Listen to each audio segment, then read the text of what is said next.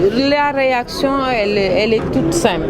Le premier constat que nous devons faire à partir de ce changement de stratégie, c'est que l'opposition a fini de comprendre que par la force et par la rue, les Sénégalais n'adhèrent pas à cette stratégie-là. Les Sénégalais ont fini de faire le choix de la sérénité. Les Sénégalais ont fini de faire le choix surtout de la responsabilité.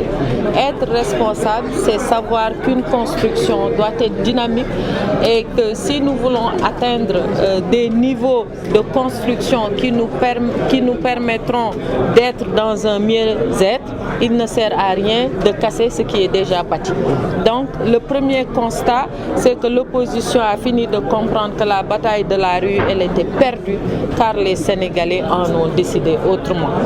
L'autre élément maintenant, c'est de laisser aux Sénégalais, tout comme ils ont fait le discernement, tout comme ils ont choisi d'ériger la paix comme système démocratique, de faire également le choix sur la nouvelle stratégie.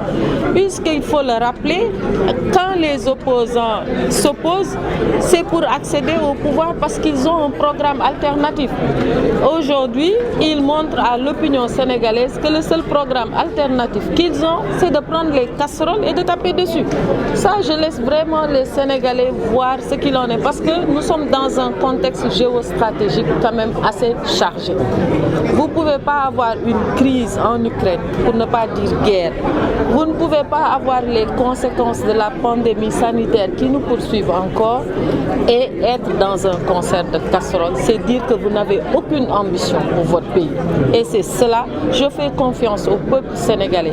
Ils sauront faire la différence entre ceux qui ont une ambition d'émergence étalée sur un horizon de 20 ans avec des plans quinquennaux qui, pour chaque plan, vous prévoit dans les matières, que ce soit en termes d'infrastructure, en termes de santé, d'agriculture, en termes même d'augmentation du taux de croissance qui passe par la satisfaction des besoins des populations d'un côté et d'un autre, des opposants qui vous disent oui, capons pour les casseroles. Et ensuite, le plus grave, c'est de dire nous allons réitérer ce que nous avons fait la semaine prochaine.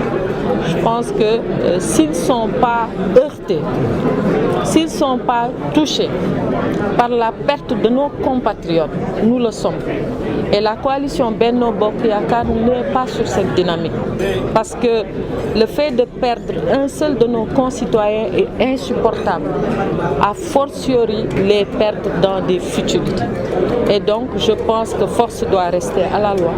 Si leur marche est autorisée, ça, l'administration en décidera.